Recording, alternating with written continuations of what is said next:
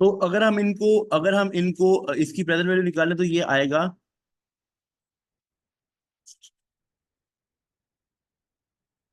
1567, almost $1567। यानी आज के मुताबिक ईयर टू से हम जब ईयर जीरो में आए तो अब हमारे पास ये प्रॉपर वैल्यू आई है। सिंपल समझो कि जिस जहां से ऑनवर्ड आपको कैश फ्लो दिया हुआ है उससे एक साल पहले का को ईयर जीरो ज्यूम करते हुए एक नॉर्मल एन्युटी का फॉर्मूला लगाओ, तो ये एक साल पहले की आपके पास प्रेजेंट वैल्यू आ जाएगी उसके मुताबिक जो सवाल आपके पास गिवन है। हो सकता है आगे 4 साल होते, 10 साल होते, जितने भी होते हो आपने फॉर्मूला लगाना है सिंपल।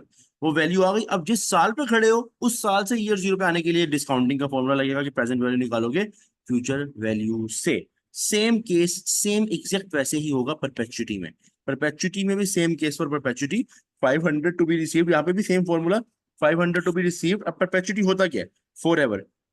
500 टू बी रिसीव्ड देखो for ever, but first return will be received in 4 years time. 4 years time यानी कि 4 सालों के बाद मिलना स्टार्ट होगा। यानी ईयर 4, 5, 6 आगे ऑनवर्ड। ये मैंने आगे इसलिए लिखा है कि ये कोई लिमिटेड टाइम पीरियड तो है नहीं, ये तो चलता रहेगा। अब सोचो कि जब आप परपेचुटी निकालोगे यहाँ पे ईयर फोर से ऑनवर्ड समझ के, तो आपके पास एक साल पहले की प्रेजेंट वैल्यू आएगी ना, ईयर थ्री की प्रेजेंट वैल्यू आएगी ना। फॉर्मूला परपेचुटी का लगेगा लेकिन वो एक साल पहले प्रेजेंट वैल्यू बताएगा ना। फिर ईयर थ्री का जो आंसर आएगा उससे ईयर जीरो पे आ जाएंगे, सिंपल। तो क्या आंसर है? परपेचुटी का फॉर्मूला क्या था? Perpetuity per year divided by rate. Rate assume करते हैं 10% है। अब परपेचुटी हमने चूंकि यहाँ पे ईयर थ्री को इसलिए एज्यूम किया ताकि ईयर थ्री की ही प्रेजेंट वैल्यू आनी है। जब ईयर फोर से ऑनवर्ड की कैलकुलेशन होगी तो एक साल पहले की ही आनी, जिससे एनवीडी का कॉन्सेप्ट था। अब परपेचुटी पर ईयर क्या है? 500 डिवाइडेड बाय रेट के 10% अगर हो 0.1, ये आ जाएगा $5000। लेकिन $5000 आपके पास जो परपेचुटी आई है, प्रेजेंट वैल्यू ऑफ परपेचुटी आई है ना, वो आई है यहाँ की, ईयर थ्री की $5000। राइट? यही है $5000 ईयर थ्री की। अब आगे क्या रह गया? आगे सिंपल क्या रह गया?